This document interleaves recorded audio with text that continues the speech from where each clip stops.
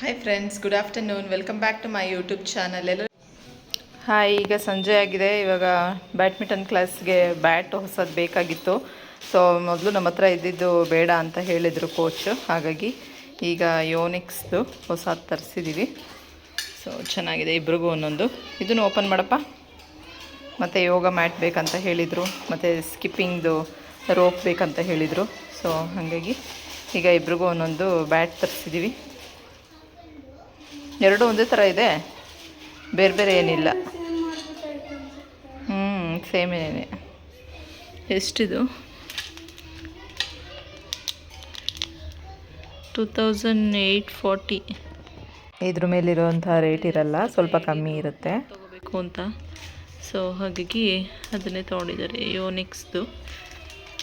So ಬೇರೆ ನಾರ್ಮಲ್ದಿತ್ತು, ನಾವು ಡೆಕತ್ಲಾನ್ಗೆ ಹೋದಾಗ ತೊಗೊಂಡು ಬಂದಿದ್ವಿ. ಅಲ್ಲಿಗೆ ಹೋಗಿ ತರ್ಬೋದಿತ್ತು. ಈಗೇನು ಆನ್ಲೈನಲ್ಲೇ ಎಲ್ಲ ಸಿಗುತ್ತಲ್ವ, ಸೊ ಅಲ್ಲಿಗೆ ಹೋಗಿ ತರೋ ಬದಲು ಇಲ್ಲೇ ಆನ್ಲೈನಲ್ಲೇ ಬುಕ್ ಮಾಡಿದ್ವಿ. ಸೊ ಚೆನ್ನಾಗಿದೆ ಬಿಡು, ಅದೆಲ್ಲ ಕೀಳ್ಬೇಡ. ಗ್ರಿಪ್ ಹಾಕ್ಸ್ಕೊತೀಯಾ? ಇಲ್ಲ, ಅದರಲ್ಲೇ ಇದೆಯಲ್ಲ, ಅದೇ ಯೂಸ್ ಮಾಡು. ಅದೇನೇ, ಅದು ಕಿತ್ತೋದ್ಮೇಲೆ ಹಾಕ್ಸ್ಕೊಳ್ಳೋಣ. ಗ್ರಿಪ್ಪು ಇದು ಹಿಡ್ಕೊಳ್ಳೋದಕ್ಕೆ ಇಲ್ಲಿ ಗ್ರಿಪ್ ಇದನ್ನು ಹಾಕ್ಸ್ಕೊಬೇಕು ಎಕ್ಸ್ಟ್ರಾ. ಅವರೇ ಬ್ಯಾಡ್ಮಿಂಟನ್ ಕ್ಲಾಸಲ್ಲೇ ಹಾಕ್ಕೊಡ್ತಾರೆ, ಬೇಕಂದರೆ ಹಾಕ್ಸ್ಕೊಬೋದು. ಸೊ ಯೋಗ ಮ್ಯಾಟು ಒಬ್ರಿಗೆ ಮಾತ್ರ ಇತ್ತು, ಒಂದೇ ಒಂದು. ಸೊ ಹಾಗಾಗಿ ಇನ್ನೊಂದು ಯೋಗ ಮ್ಯಾಟ್ ಬುಕ್ ಮಾಡಿದ್ದೀವಿ. ಅದ್ರ ಜೊತೆ ಒಂದು ತಿಂಡಿ, ಆನಿಯನ್ ಕೋಳ್ಬಡೆ. ಸೊ ಇದಿಷ್ಟು ಅಮೆಝಾನ್ ನೋವಲ್ಲಿ ತರಿಸಿದಂಥದ್ದು. ಕ್ವಿಕ್ಕಾಗಿ ಒಂದು 10 ಮಿನಿಟ್ಸಲ್ಲೇ ಬಂದಿದೆ.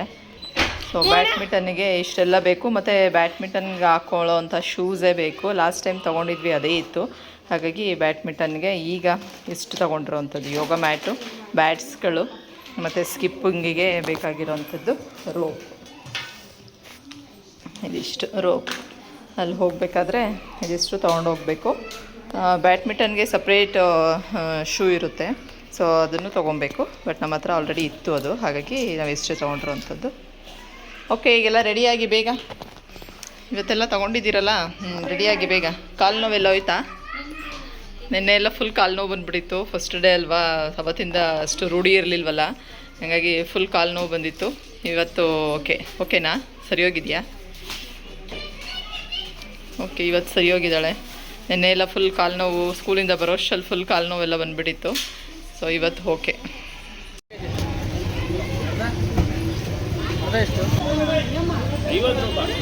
ಕೆಜಿ ನೆಕ್ಸ್ಟು ಮಕ್ಕಳು ಬ್ಯಾಡ್ಮಿಂಟನ್ ಕಳಿಸಿ ಅವ್ರು ಬರೋ ಅಷ್ಟರಲ್ಲಿ ಬರೋಣ ಅಂತ ಹೇಳಿ ಅಮ್ಮ ನಾನು ಇಬ್ಬರು ಮಾರ್ಕೆಟ್ಗೆ ಹೋದ್ವಿ, ಹೂವು ತೊಗೊಂಬರೋಣ ಅಂತ ಹೇಳಿಬಿಟ್ಟು. ಸೊ ಏನು ಹಬ್ಬ ಗಿಬ್ಬ ಏನೂ ಇಲ್ಲ, ಸುಮ್ಮನೆ ಡೈಲಿ ಯೂಸಿಗೆ ಬೇಕಾಗುತ್ತಲ್ಲ. ಅಲ್ಲಿ ಹೋದರೆ ಒಂದೊಂದು ಕೆಜಿ ತೊಗೊಂಡು ಬಂದು ಇಟ್ಕೊಂಡ್ರೆ ಒಂದು ವೀಕ್ ಬರುತ್ತೆ ಅಂತ ಹೇಳಿಬಿಟ್ಟು ಸೊ ತೊಗೊಂಬರೋಣ ಅಂತ ಹೋದ್ವಿ. ಸಾವಂತಿಗೆ ಹೂವು ಈಗಷ್ಟು ಸೀಸನ್ ಇಲ್ಲ ಅನಿಸುತ್ತೆ. 300 ರುಪೀಸ್ ಕೆಜಿ, 250, 260, 300 ಆ ರೇಂಜಲ್ಲಿತ್ತು. ಸೊ ನೋಡ್ಬೋದು ನೀವೇನೇ. ಕಲರು ಇದೆ, ವೈಟ್ ಕಲರ್ ಇದೆ, ಮತ್ತು ಇದು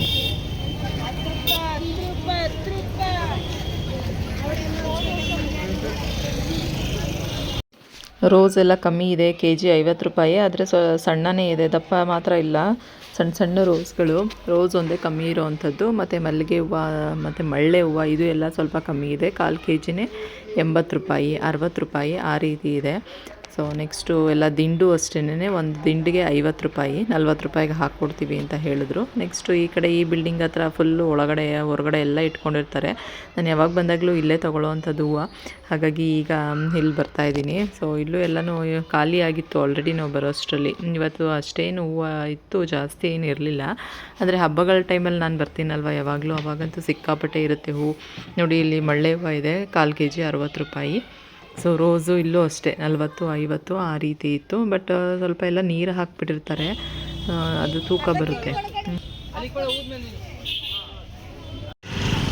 ಅಮ್ಮನ ಹುಡುಕ್ತಾ ಇದ್ದೀನಿ ಎಲ್ಲೋದ್ರು ಅಂತ. ಇಲ್ಲೇ ಅವ್ರಿಗೆ ನಾನೇ ಮಾಡಿದ್ದು, ಎಲ್ಲೋದ್ರಿ ಅಂತ. ಎಷ್ಟಂತೆ ವಿಳೆದೆಲೆ? ಎಷ್ಟು? 10 ರೂಪಾಯಿ ಅಂತೆ. ಹಾಂ, 20 ರೂಪಾಯಿ. ಹೌದಾ? ಹಾಕೊಡ್ರಿ. ಮಳ 20. ತಾವ್ರೇವ ಎಷ್ಟು ಇರ್ತಾವೆ ನೋಡಿ. ಅವತ್ತು ಮದುವೆಯಲ್ಲಿ, ಅದೇ ಜಡೆಗೆ ಮದುವೆಯಲ್ಲಿ ಮತ್ತು ಜಡೆಗೆ ನಮ್ಮ ಇದು ತಾವ್ರೆ ಹೂವು ಮುಡ್ಕೋತಾರಲ್ಲ, ಅದಕ್ಕೆ ಬೇಕು ಅಂತ ನೋಡಿದೆ. ಎಲ್ಲೋ ಇಲ್ಲಿ ಇರ್ತದೋ ಹೆಂಗೋ ಅಂತ ಬರಲೇ ಇಲ್ಲ. ಐತೆ ಎಲ್ಲ 30 ರೂಪಾಯಿ ಅಂತೆ. ನಾವೀಗ ಸ್ವಲ್ಪ ಸ್ಲಿಪ್ಪರ್ ನೋಡೋಣ ಅಂತ ಸ್ಲಿಪ್ಪರ್ಸ್ ಅಂಗಡಿಗೆ ಬಂದ್ವಿ. ಈ ಅಂಗಡಿಲಿ ಸ್ವಲ್ಪ ಸ್ಲಿಪ್ಪರ್ಸ್ ತೊಗೊಬೋದು, ರೇಟೆಲ್ಲ ಕಮ್ಮಿ ಇರುತ್ತೆ. ಸೊ ನಾವು ಅನ್ನಿಸ್ತು ಇಲ್ಲೇ ಬರ್ತಾ ಇರ್ತೀನಿ ತೊಗೊಳೋದಕ್ಕೆ ಅಂತ. ನೋಡಿ, ಬೆಳಗ್ಗೆ ಮೊಳಕೆ ಕಟ್ಟಿದ್ನಲ್ವ ಕಾಳು, ಅದರಲ್ಲಿ ಮೊಳಕೆ ಕಟ್ಟಿದ್ದು ಸೊಪ್ಪು ಮತ್ತು ಕಾಳು ಎಲ್ಲ ಹಾಕಿಬಿಟ್ಟು ಬಸ್ಸಾರು ಮಾಡಿದೆ. ಸೊ ತುಂಬ ಚೆನ್ನಾಗಿರುತ್ತೆ, ತುಂಬ ಟೇಸ್ಟಿಯಾಗಿ. ನನ್ನ ಮಕ್ಕಳಿಗೆಲ್ಲ ತುಂಬ ಇಷ್ಟ. ಮೊಳಕೆ ಕಟ್ಟಿರೋ ಹುರುಳಿ ಕಾಳು ಮತ್ತು ಅರವೆ ಸೊಪ್ಪು ಎಲ್ಲ ಹಾಕಿಬಿಟ್ಟು ಬಸ್ಸಾರು ಮಾಡಿದ್ದೀನಿ. ಇಲ್ಲಿ ಸಾಂಬಾರು ಕೂಡ ರೆಡಿಯಾಗಿದೆ, ಬಸ್ಸಾರು. ಸೊ ಇದು ಪಲ್ಯ. ಸೊ ಇವತ್ತು ನಮ್ಮ ಕೀರ್ತನ ಅವರು ರೆಡಿ ಮಾಡಿರುವಂಥ ಹಲ್ಲಿಂದು ಸೆಟ್ಟು.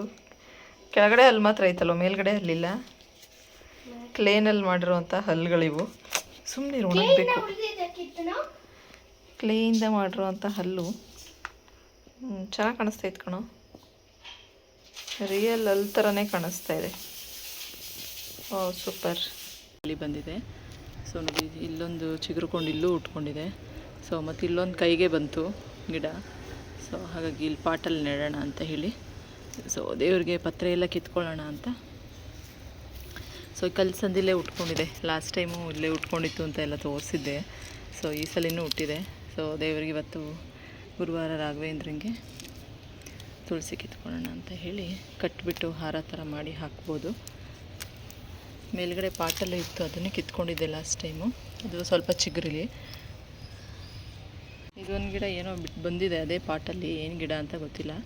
ನಾನು ಇಲ್ಲೆಲ್ಲ ಮೆಣಸಿನ್ಕಾಯಿ ಎಲ್ಲ ಉದುರಿಸಿದ್ದೆ, ಅದೆಲ್ಲ ಬೀಜ ಎಲ್ಲ ಉಟ್ಕೊಂಡಿದೆ. ಇದು ಟಚ್ ಮೀ ನಾಟ್ ಅನ್ನಲ್ಲ, ಅದು ಎಲ್ಲ ಬಂದುಬಿಟ್ಟಿದೆ. ಏನೋ ದೊಡ್ಡದಾದ ಮೇಲೆ ಗೊತ್ತಾಗುತ್ತೆ ಏನು ಗಿಡ ಅಂತ. ಇವತ್ತು ಗುರುವಾರ, ಹಾಗಾಗಿ ಪೂಜೆ ಎಲ್ಲ ಆಯಿತು. ನೆನ್ನೆ ಹೂವೆಲ್ಲ ತಂದಿದ್ವಲ್ಲ, ಮಲ್ಲಿಗೆ ಹೂವು, ಹಾಗಾಗಿ ದೇವರಿಗೆಲ್ಲ ಕಟ್ಟಿ ಮಲ್ಲಿಗೆ ಹೂವು ಎಲ್ಲ ಮುಡಿಸಿದ್ದೀನಿ.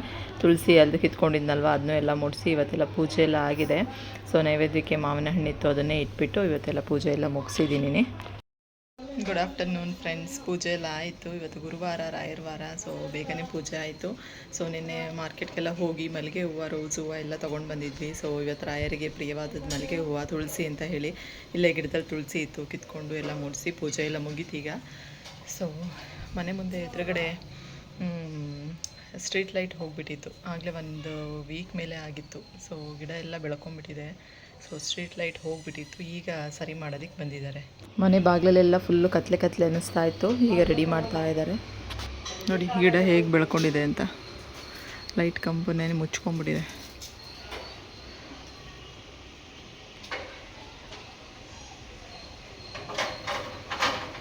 ಅವ್ರಿಗೂ ಎಷ್ಟು ಕಷ್ಟ ಇರುತ್ತೆ ಮತ್ತು ಭಯ ಇರುತ್ತೆ. ಸೊ ಲೈಟ್ ಕಂಬಕ್ಕೆ ಹತ್ತಿ ಈ ರೀತಿ ಎಲ್ಲ ಲೈಟ್ಸ್ ಹಾಕೋದಕ್ಕೆ ಅವ್ರಿಗೂ ಭಯ ಇರುತ್ತೆ ತುಂಬ. ಇವತ್ತು ಮನೆ ಹತ್ರನೇ ಮರಗೆಣ್ಸು ಬಂದಿತ್ತು, ತರಕಾರಿ ಅವ್ರು ತೊಗೊಂಡು ಬಂದಿದ್ದರು. ಸೊ ಅದನ್ನು ತೊಗೊಂಡಿದ್ದೆ. ಊರಲ್ಲಿದೆ, ಆದ್ರೂ ಯಾವಾಗಲೂ ತರೋಕ್ಕಾಗಲ್ವಲ್ಲ ಊರಿಂದ. ಸೊ ಹಾಗಾಗಿ ಇಲ್ಲೇನಾದ್ರು ಬಂದಾಗ ತೊಗೊತಾ ಇರ್ತೀನಿ. ನೋಡಿ ಈ ರೀತಿ ಬರುತ್ತೆ. ಹಿಂಗೆ ಮೇಲ್ಗಡೆ ತೆಗೆದ್ರೆ ಈ ರೀತಿ ನೀಟಾಗಿ ಬರುತ್ತೆ, ತೆಗಿಬೋದು. ನೋಡಿ ಎಷ್ಟು ಚೆನ್ನಾಗಿ ಬರ್ತಾಯಿದೆ. ನಾನು ಹೇಳಿದ್ದೀನಿ, ಆಗೋಯ್ತು ಅಷ್ಟೇ. ನೋಡಿ ಇಷ್ಟಾಗಿದೆ. 1 2 3 4 5 ಪೀಸಸ್, 3/4 kg ಇದು. 5 ಪೀಸಸ್.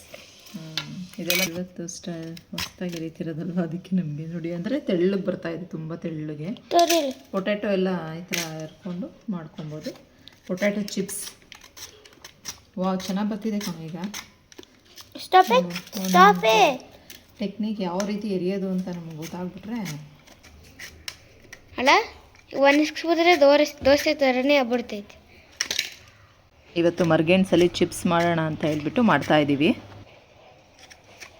ಬರ್ತಾಯಿದೆ ತೆಳ್ಳಗೆ, ಆದರೆ ಸ್ವಲ್ಪ ಇದು ಗಟ್ಟಿ ಅಲ್ವಾ, ಹಾಗಾಗಿ ಗಟ್ಟಿ ಥರ ಇದೆ. ಈಗ ಏನು ಬೇಕು? ಚಿಪ್ಸ್ ಬೇಕು. ಚಿಪ್ಸ್ ರೆಡಿ ಆಗುತ್ತೆ. ಇದನ್ನ ಸ್ವಲ್ಪ ಫ್ರೈಯಲ್ಲಿ ಮಾಡಿ, ಆಯಿಲಲ್ಲಿ ಫ್ರೈ ಮಾಡಿ ಉಪ್ಪು ಖಾರ ಹಾಕ್ಕೊಂಡು ತಿಂತಾ ಇರೋದಷ್ಟೇ.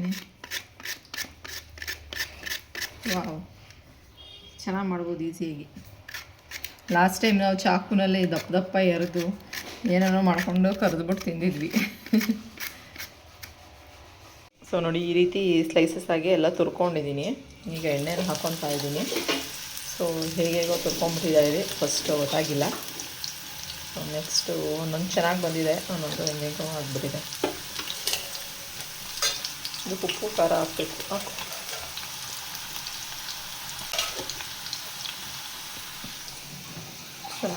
ಸ್ವಲ್ಪ ಸ್ವಲ್ಪನೇ ಮಾಡ್ತಾಯಿದ್ದೀವಿ, ಫಸ್ಟ್ ಟೈಮ್ ಅಲ್ವಾ, ಒಂದೇ ಒಂದು ಕುರಿತು ಮಾಡೋಣ ಅಂತ ಹೇಳಿ ಮಾಡ್ತಾಯಿದ್ದೀವಿ. ಚೆನ್ನಾಗಿ ಬರ್ತಾಯಿದೆ. ನಮ್ಮ ಕೀರ್ತನ ಅವರು ಟೇಸ್ಟ್ ಮಾಡೋಕ್ಕೆ ರೆಡಿಯಾಗಿದ್ದಾರೆ. ಹೆಡ್ಫೋನ್ಸ್ ಹಾಕ್ಕೊಂಡು ಯಾವುದೋ ಇದನ್ನು ಕೇಳ್ತಾ ಇದ್ದಾರೆ, ಸಾಂಗ್.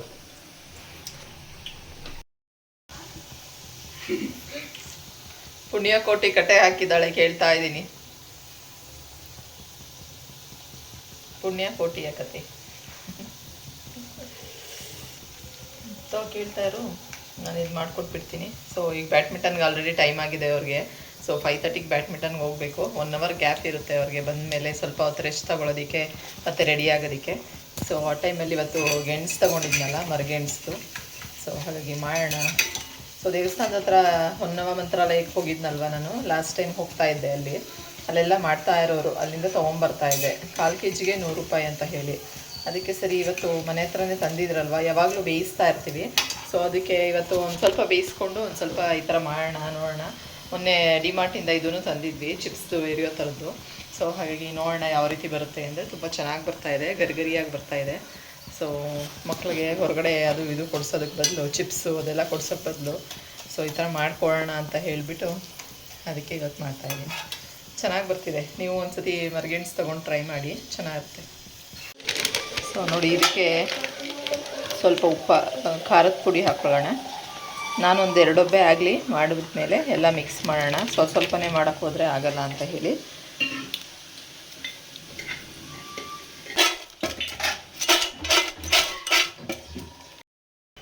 ನೋಡಿ ಎಷ್ಟು ತೆಳ್ಳುಗೆ ಗರಿಗರಿಯಾಗಿ ಬಂದಿದೆ ಅಂತ. ಚೆನ್ನಾಗಿದೆ ಗರಿಗರಿಯಾಗಿ. ಉಪ್ಪು ಖಾರ ಹಾಕ್ಕೊಂಡು ತಿನ್ನೋದಷ್ಟೇ.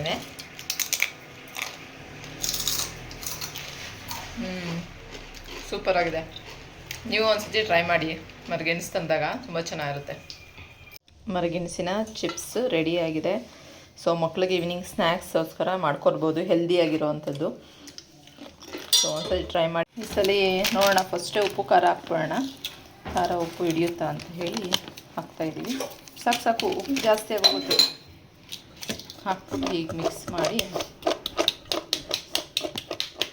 ಇವತ್ತಿನ ವ್ಲಾಗ್ನ ಇಲ್ಲಿಗೆ ಎಂಡ್ ಮಾಡ್ತಾ ಇದ್ದೀನಿ. ನನ್ನ ಈ ವ್ಲಾಗ್ ನಿಮಗೆಲ್ಲ ಇಷ್ಟ ಆಗಿದೆ ಅಂತ ಅಂದ್ಕೊಂಡಿದ್ದೀನಿ. ಇಷ್ಟ ಆದರೆ ಪ್ಲೀಸ್ ಒಂದು ಲೈಕ್ ಮಾಡಿ, ಶೇರ್ ಮಾಡಿ ಮತ್ತು ಸಬ್ಸ್ಕ್ರೈಬ್ ಮಾಡ್ಕೊಳ್ಳಿ.